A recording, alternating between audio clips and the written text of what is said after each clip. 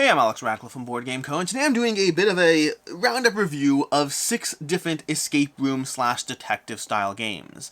This is covering the different game systems, what they do, what they bring to the table, and the very nature of trying to remain spoiler free on these games means that I will not be showing you any components. I'll be talking to you about what the games do, how they do them, my thoughts and opinions on these systems, or at least the implementation of the system that I saw. Some of these games, like Exit, Unlock, Undo, Deckscape, I've played multiple of them, versus Crime Zoom and Sherlock Files, I've only played once, and in fact, Sherlock Files is only even the demo deck, so take that into account. I happen to have this because I backed Ares Expeditions, and this showed up in there, and so I got to add this to my little mini review.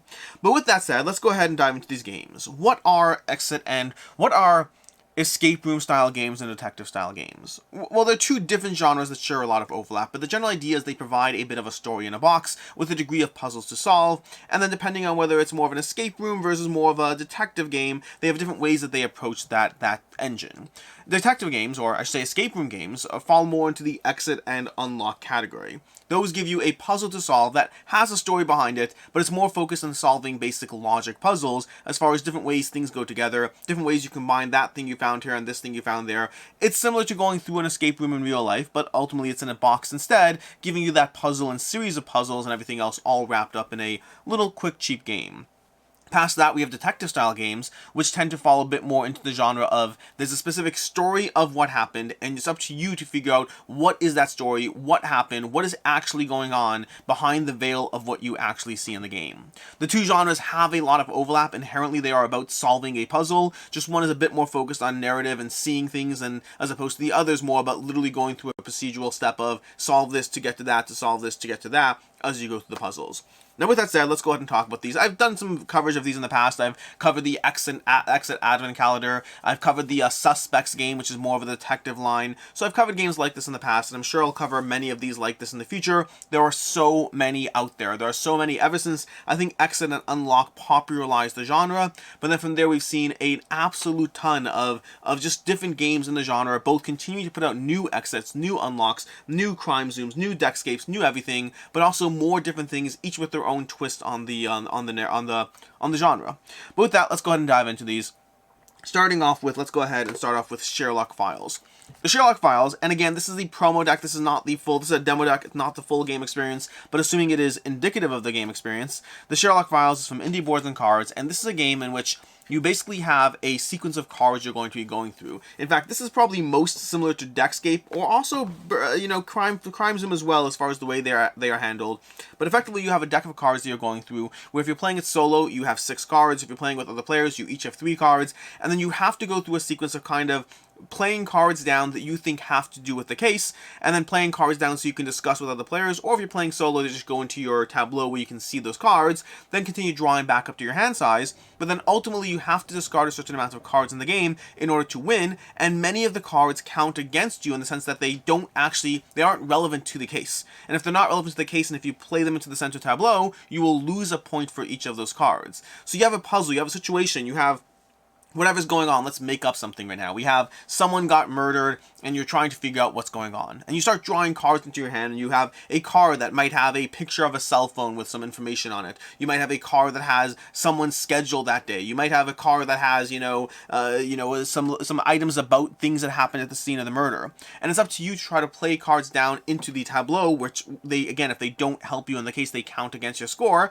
But then to draw up and continue to investigate the cards, know when to discard a card that isn't helpful, versus knowing when you can actually communicate with the others about the card, because anything you discard, you can't talk to the others about that, so you can't piece together a cohesive puzzle if you're separately discarding things that will work together.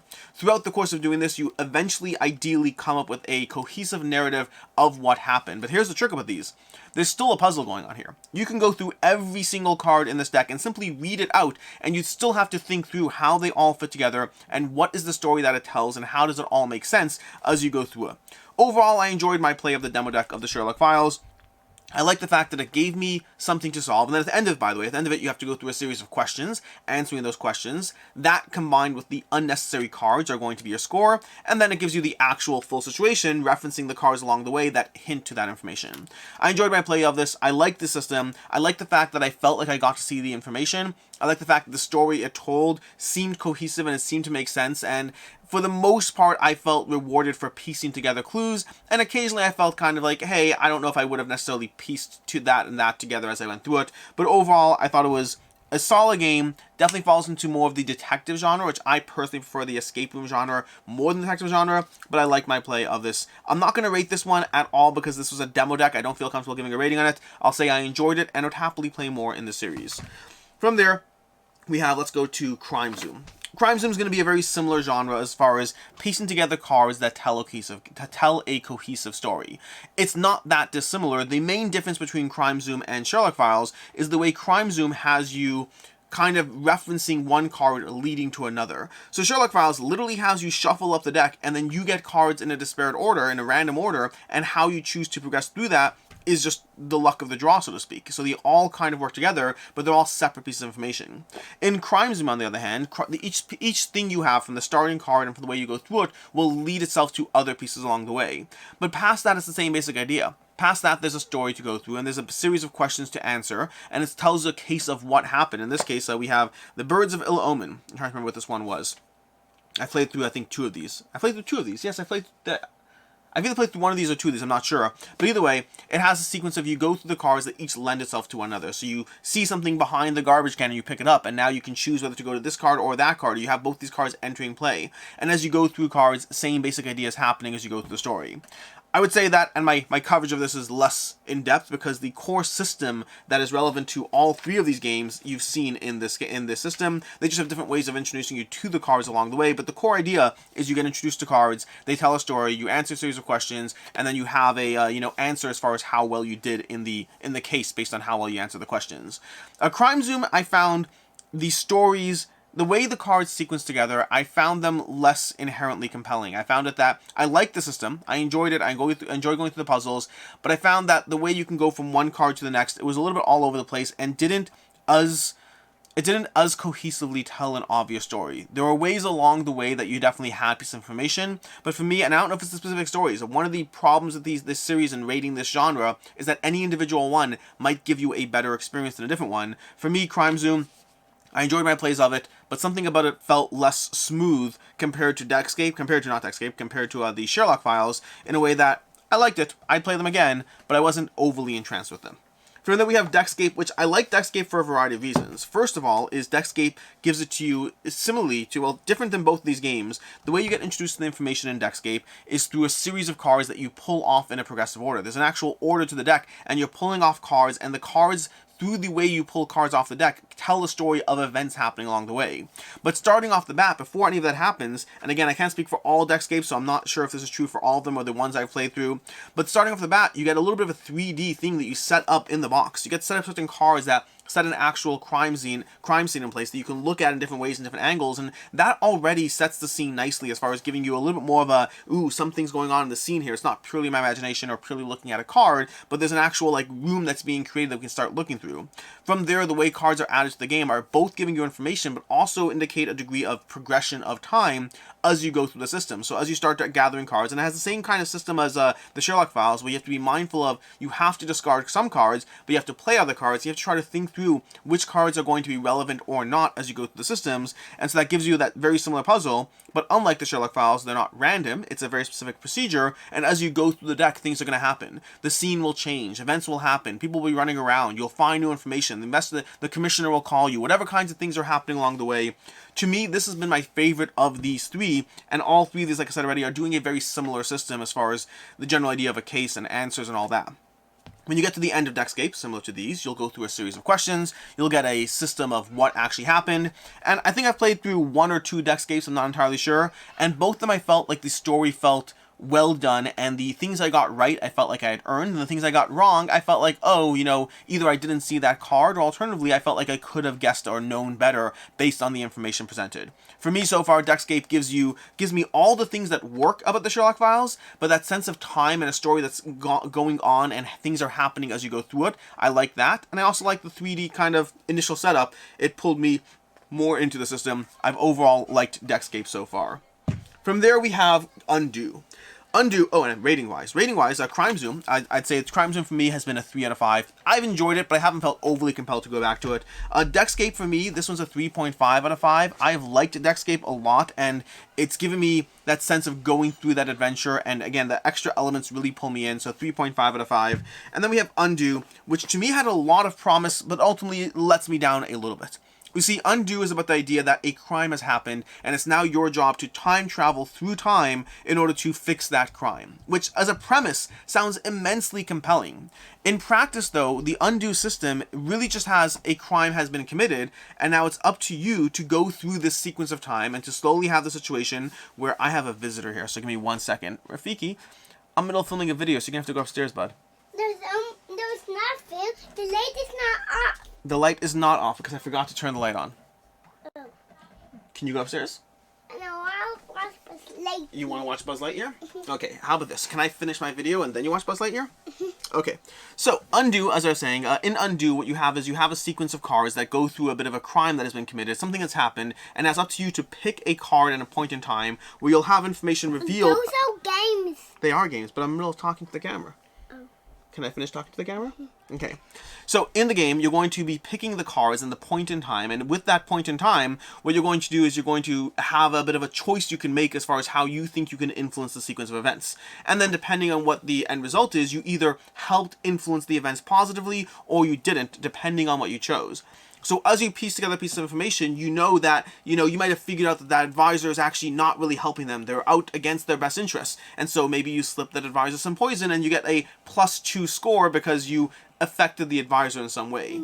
The problem is the actual puzzle going on is fairly compelling, and the actual puzzle you have in play is rewarding, and it does have that escape room kind of mystery story sense going on that you have in these 4 games over here. The difference is that I don't love how you kind of have a time travel moment that doesn't actually affect anything. There's just like a +2 modifier or a +1 modifier, and at the end, depending on your score, that's how you influence time. And so there's a very big disconnect between what the game tells you you're doing and then what you're actually doing. What you're actually doing is piecing together information, and they present it in a way that makes you feel that you can make a change to the situation, but you can't actually make a change to the situation. So overall, this one had a lot of promise in terms of what it told me I was going to do, but then very much let me down. I think it would honestly just be better as a pure mystery game. Don't give the player the sense that they can affect time if they can't. And so for me, this is a 2.5 out of 5. Lots of promise, but let me down a little bit. Which means, with my little interrupter over here, we have 2 left to go through, and these 2 are the most popular. I have played through a bunch of unlocks and a bunch of exits, and to me from these, let's talk about exit first. Exit has you destroying things, which means from these systems on the table, all of these are replayable except for exit games. Exit games have you destroy components as you go through them. You'll be punching holes in paper, you'll be marking things up. Most people will say that if you take the time and energy, you can make it so that you can play through the game and reset it and give it to somebody else and not really destroy components. Sometimes you can, sometimes you can't. You can figure that out, but the games are designed to be destroyable, and they're not that expensive, and for me, I think trying not to destroy them would take away from the experience. I'd rather just destroy the things and move on. But the exit games, through the fact that you can destroy them, gives you a degree of flexibility that the other systems on the table don't necessarily have. The fact that you could go into the game and destroy the components gives them more ways to build things that the other games have to shy away from. But they give you very compelling, rewarding logic puzzles with a fascinating decoder that is immensely rewarding to try to figure out how the way the decoder points to things and tells you whether you got the answer is brilliant in its execution. I think it's phenomenally well designed, and the actual puzzles they give you do range. The Exit series in general has given me better and worse puzzles, but overall, they do give me puzzles that make me feel rewarded for figuring out the answer to a degree. I've liked the Exit series. I've enjoyed them. I think it's a phenomenal. Escape room experience in a box, and again, through the nature of destroying things, they have more variability built into the experience in a way that gives you some agency that you don't otherwise get in the Unlock series. Which brings us to the Unlock series. Oh, and then rating wise, I said 2.5 for Undo. The Exit series is easily a 4. I enjoy the Unlock I enjoy the escape room genre a lot, and the Exit version of them I like a lot. Which brings me to Unlock, though. Unlock is my favorite of the group. The unlock experience, while it doesn't have some of the flexibility that the exit games do, because the exit games can allow you to destroy things, the unlock series compensates for that to a degree by giving you an app, which normally I'd be against, but it actually works well here. You see, they give you a bunch of cards, and the cards are still the main puzzle on the table. But within those cards, whenever they want to give you something that's interesting or different, because you're not destroying things, you have an app where you can punch in, and there's a machine to play with or to involve yourself with, and to giving you an experience you couldn't otherwise get from the cards alone. Now, whether you prefer exit or unlock, a lot of it will come down to whether you care about destroying things, what type of puzzles you actually like, the app or not app. Those are all conversations on the table, and usually I would prefer something without an app. In this case, the unlock series to me has given me consistently the smoothest, most reliable escape room experiences that I always find rewarding, that I'll always have a few puzzles that feel a bit frustrating, but both the exit series and the unlock series do a great job of giving you hints along the way. So when you're finding something a little bit too challenging, you can choose to kind of take a hint in that department in a way that will free up your choices and free you up to, get over that one hump of that one puzzle, so you can move on to the next puzzle as you go through it. I really like the Unlock series a lot. I recommend this the most, and this is also one that's replayable, which means when you're done with it, you can go ahead and pass it around to your circle of friends. You can we each buy an Unlock game over here and there, and we just pass them around, which is an experience you can't do as easily with the exit games. To me, the Unlock in general is a 4.5 out of 5. I say in general because both the exit and Unlock series, which I've played the most of, I have found that I've had different levels of consistency in the experiences, and I've certainly played unlocks that were a little less satisfying and a little more satisfying, but to me, as an overall rating of the genre, a 4.5 out of 5 on the Unlock series. And that's basically my review of these 6 systems of play. Got 4 mystery games, 2 escape room games. There are a bunch more out there, and you can expect to see more ratings and reviews, either individually or collectively, of these systems as I dive into them. But with that, I'm going to take my little visitor here, and we'll go find something for him to do. Until next time, I'm Alex Radcliffe from Board Game Co., and I hope you have a good one. What do you want to do now? Watch Buzz Lightyear. Buzz Lightyear. Oh, that's right. You're in the middle of Buzz Lightyear. I forgot. Okay, cool.